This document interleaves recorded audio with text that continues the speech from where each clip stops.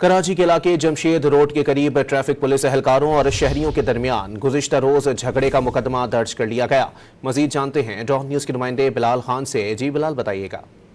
जी बिल्कुल, देखिए वाकई का मुकदमा थाना जमशेद क्वार्टर में दर्ज कर लिया गया है। मुकदमा ट्रैफिक पुलिस सरकार यासिर अनवर की मुद्दत में दर्ज किया गया है। मुकदमा में सरकार मुदाखलत समेत दीगर दफात शामिल की गई है।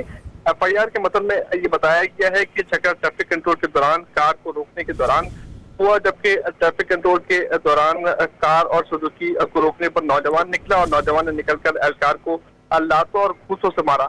नौजवान ने 4 मजीद लड़के बुलवाए। लड़कों ने एहलकार के सर पर लाठी से वार किए। झगड़े के दौरान एहलकार इमरान का मोबाइल फोन भी टूट गया, जबकि झगड़े के बाद एक नौजवान को पकड़ लिया, जबकि 4 अफराद जो फरार हो गया। पुलिस हुकाम की जानिब से कहा गया है कि इन अफराद के खिलाफ कानूनी कार्रवाई अमल में लाई जाएगी और इनके खिलाफ मुकदमा दर्ज कर लिया गया है। जी बहुत शुक्रिया बिलाल।